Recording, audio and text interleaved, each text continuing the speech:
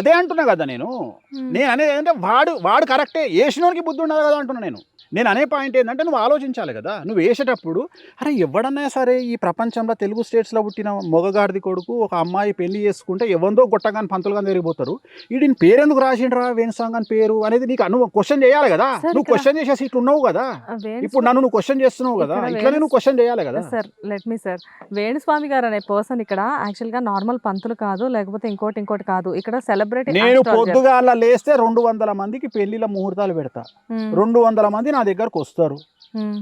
ప్రతి ఒక్కడు నా పేరు రాస్తుండా ఎఫ్ఐఆర్లా, ప్రతి ఒక్కడు నా గురించి చెప్పుకుంటుండా సమాజంలో సార్. కానీ అక్కడ ఒక అంటే ఇక్కడ నేను చెప్పేది ఏంటంటే, నువ్వు ఇందాక బట్టగాల్చి మీదేస్తున్నారు అంటే ఇక్కడ ఏం చేస్తారంటే కుటీర పరిశ్రమ లాగా తెలుగు రాష్ట్రాలలో యూట్యూబ్ ఛానళ్ళు, సోషల్ మీడియా ఇన్ఫ్లుయెన్సర్స్ అనేవాళ్ళు తయారైంది. సో వాళ్ళకి ఏం కంటెంట్ కావాలి? ఒకప్పుడు న్యూస్ పెడితే నాకు తెలిసింది ఈటీవీ న్యూస్, రాత్రి 9 గంటలకు ఈటీవీ న్యూస్లో చూస్తే ఈటీవీ న్యూస్లో దేశము, రాష్ట్రము, ప్రపంచము అన్నిటిని కవర్ చేసి అర్ధగంటలో ఇట్లా చాప చుట్టి నా ముందర పడేస్తుండే, నేను ఫీడ్ తీసుకుంటుంటే. కానీ ఇప్పుడు న్యూస్ ఛానల్ పెడితే ఆ న్యూస్ ఛానల్లో వచ్చిందే పక్కన వేరే యూట్యూబ్ ఛానల్లో ఇంకొక స్వయం ప్రకటిత జర్నలిస్టు ఈ న్యూసే ఆడ చెప్తాడు. వేణుస్వామి ఇంట్లో కుక్క ఈనింది, వేణుస్వామి ఇంట్లో కుక్క ఈనింది, కానీ ఒక కుక్క పిల్ల విచిత్రంగా పుట్టిందట అంటాడు. ఎందుకు అంటే మన చూడరు మరి. అంటే ఇప్పుడు మన ఉదాహరణ చెప్తా. మన విజయ్ గురించి నేను ఒక ఇంటర్వ్యూలో చెప్పిన, నా సోషల్ మీడియాలో పెట్టుకున్నా. వేణుస్వామిని కుమ్మేసిన పోలీసులు, త్రిష ఆగ్రహం, బాగా దెబ్బలు తగిలినాయి, నిన్న ఆయింట్మెంట్ రాసుకొని బయటకు వచ్చిన. ఇది తమ్మునేలు, ఇది ఒక ఛానల్లో పెట్టిన తమ్మునేలు. వేణుస్వామిని కుమ్మేసిన పోలీసులు, త్రిష ఆగ్రహం.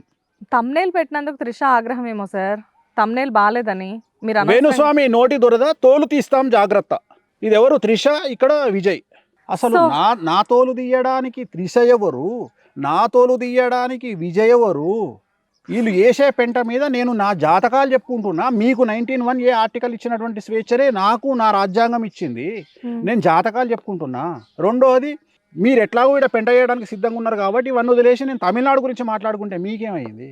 అంటే నేను అనే పాయింట్ ఏంటంటే, మీరు బ్రతకడానికి ఇలాంటి తమ్మునేల్స్ పెట్టి ఇలాంటి బట్టగాల్చి మీదేస్తే కానీ మీకు నడవదు సార్. ఇక్కడ చెప్పని కంప్లీట్ చేయని, కానీ నీకు నడవదు. ఎందుకంటే నీకు వ్యూస్ కావాలి. నువ్వు ఇందాక చాలా సింపుల్గా మాట్లాడినావు, తమ్మునేలు పెడితే ఏమైంది అని. ఆ తమ్మునేల్లోనే ఉంది, వేణుస్వామికి ధనిష్టల దమ్ముంది కాబట్టి తట్టుకుండు, వేరేటోడు అయితే గుండాకి సస్తాడు. నిన్నే ఈ వీడియో కింద నిన్ను తిడితే నువ్వే తట్టుకోలేవు. ఈ వీడియో కింద ఇప్పుడు నన్ను ఎట్లా వేసుకుంటారు? 2-3 వచ్చినావురా దున్నపోతున్నాయాలని ఇప్పుడు నన్ను వేసుకుంటారు ఈ వీడియో. సపోజ్ ప్రిపేర్ అయిపోయి ఉన్నారా? నేను ప్రిపేర్ కాదు, అసలు ఈ కలర్ వేసిన. నువ్వు ప్రిపేర్ కావాలి, ఎందుకంటే ఇప్పుడు ఈ వీడియో కింద మామూలుగా యాంకర్ ప్రశ్నలు అడుగొస్తలేదు, బుద్ధి లేదు అంటాడు ఎవడో వచ్చి కింద. నిద్రపోకుండా ఏడుస్తావా? ఎందుకు పట్టించుకోవాలి సార్? అంతే మరి. ఇప్పుడు గదే ఆన్సర్ నేను నీకు చెప్తున్నా. సో ఇక్కడ నేను ఇంకో విషయం అడుగుతా. గత కొంతకాలంగా అంటే నాకు తెలిసిన కొన్ని ఇయర్స్ నుంచి సెలబ్రిటీస్ కానివ్వండి, పొలిటీషియన్స్ గురించి కానీ దుమ్ము లేపేసే మీరు కొన్ని ఇయర్స్ నుంచి ఎందుకు తెలుగు రాష్ట్రాల విషయంలో చాలా సైలెంట్ అయిపోయారు? రీచ్ అయిపోయింది కదా, ఇప్పుడు ఏం చేస్తాం మనము? అల్లు అర్జున్ ఉన్నాడు, ఇప్పుడు అల్లు అర్జున్ ఏం చేసిండు? పాన్ ఇండియా తీస్తుండు. సో నేను ఆల్రెడీ పాన్ ఇండియా స్టార్ అని ఆస్ట్రాలజర్ అని చెప్పుకున్నా కదా. సో నేను చెప్పాల్సిన వాళ్ళు అయిపోయారు తెలుగు స్టేట్స్లో. ఇంకోటి ఏంటంటే, నాకు తెలిసినంత వరకు నాకంటే పెద్ద లెవెల్ సెలబ్రిటీస్ ఉన్నారు తెలుగు స్టేట్స్లో, అందుకని నేను వాళ్ళ లెవెల్కు రీచ్ కాలేను కాబట్టి వాళ్ళ గురించి చెప్పడం ఆపేసిన. నేను ఎంత చిన్న లెవెల్, విజయ్, సల్మాన్ ఖాను, మన అమితాబ్ బచ్చను, మన స్టేట్ కంటే తక్కువ లెవెల్లో ఉండే సెలబ్రిటీల గురించే చెప్తున్నాను నేను. మీకు విజయ్ ఇంకా అమితాబ్ బచ్చన్ వీళ్ళందరూ నాకు తక్కువ అనలే నేను, మన స్టేట్ కి. నువ్వు ఏమర్థం చేసుకుంటావో నాకు అర్థమైతే. మన తెలుగు సెలబ్రిటీల కంటే చిన్న సెలబ్రిటీలను నేను చెప్తున్నా. నేను తెలుగు సెలబ్రిటీల కంటే చిన్న సెలబ్రిటీలు వాళ్ళు, అమితాబ్ బచ్చన్ కానీ, ఇవాళ పొద్దున చెప్పిన అమితాబ్ బచ్చన్, సల్మాన్ ఖాన్, రజనీకాంత్ గారికి ఆరోగ్య భంగాలు ఉంటాయని చెప్పిన ఇవాళ పొద్దున. సరే ఏంటి అసలు చెప్పండి, పక్క రాష్ట్రాల గురించి మనం ఇప్పుడు మాట్లాడుకుందాం. ఎందుకు త్రిష విజయ్ విషయంలో మీరు ఏదో చేసిన కామెంట్ ని జనాలందరూ ఎందుకు దాన్ని నెగిటివ్ గా తీసుకొని గట్టిగా వైరల్? జనాలేం లేదు, ఇప్పుడు నువ్వు యూట్యూబ్లో పోయి నువ్వు చూడు, 2 నెలల కింద విజయ్ భార్యకు జరిగే గొడవలో ఫస్ట్ త్రిషను తిట్టింది ఈ జనాలే. అవును. అట్లనే ఎప్పుడైతే విజయ్ సీఎం అయ్యిండో ఒక ఇల్లీగల్ అఫైర్ని తీసుకొచ్చి దానికి ఒక హక్కుగా కల్పించి దానికి స్టాంప్ వేసి మళ్ళీ త్రిషను తీసుకొచ్చి హీరోయిన్ చేసింది వీళ్ళే. నేను అట్లా చెయ్య కదా, నాది ఒకటే పాయింట్ ఉంటుంది. నేనేమంటా, వాళ్ళిద్దరు జాతకాలు కలవలేదు, నా దాని మీదనే ఉంటా, నాకు అనవసరం అది. నేను వాళ్ళిద్దరు జాతకాలు కలవలేదు, అది ప్రాబ్లం అవుతుంది, విజయ్ జాతకంలో ప్రాబ్లం అవుతుంది, బస్ అంతేవరకే నాకు సంబంధం. ఇప్పుడు పోస్ట్ మార్టం చేయడం చాలా ఈజీ, ముందు ప్రిడిక్షన్ చేయడం చాలా దమ్ము ఉండాలి. పోస్ట్ మార్టం ఇవ్వడం చేస్తాడు, ఇప్పుడు నువ్వు అబ్జర్వ్ చెయ్యి, ఎన్నికలలో ఓడిపోయిన తర్వాత ఒక పార్టీ ఓడిపోయిన తర్వాత రాత్రి 7 గంటలకు కూర్చొని అది మమతా బెనర్జీ ఆ చెట్లు నాటడం వల్ల ఇట్లా అయింది, ఈ వంకాయలు కోయడం వల్ల ఇట్లా అయింది, ఇవి చెప్పొచ్చు ఎవడైనా. కానీ ముందే వచ్చి మమతా బెనర్జీకి ఏమవుతుంది అని చెప్పేటోడు మొగోడు. సో జనరల్గా ఇప్పుడు నేను ఇచ్చే స్టేట్మెంట్కు వేరే వాళ్ళు ఇచ్చే స్టేట్మెంట్కు తేడా ఏంటంటే, నేను ఇచ్చిన స్టేట్మెంట్ వైరల్ అవుతుంది, వేరే జ్యోతిష్కుడు ఇచ్చిన స్టేట్మెంట్ 1000 మంది చూస్తారు. అర్థమైందా?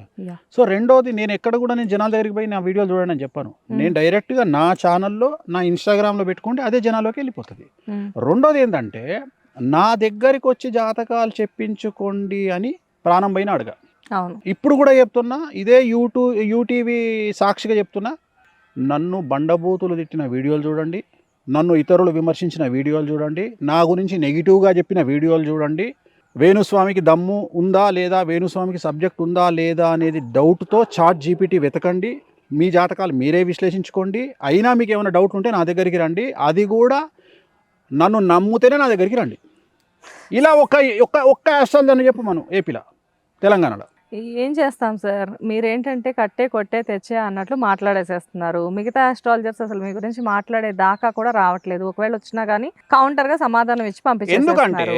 ఎందుకంటే అలాంటివి చేయాలి అంటే కంఫర్టబుల్ జోన్ దాటి బయటికి రావాలి, పులసలాగా రేటు పెంచుకోవాలి, మన గురించి మనం చేసుకోవాలి. తెలుగులో మొత్తం నాకు తెలిసినంత వరకు మెయిన్ స్ట్రీమ్ ఛానళ్ళు ఒక 40 ఉంటాయి.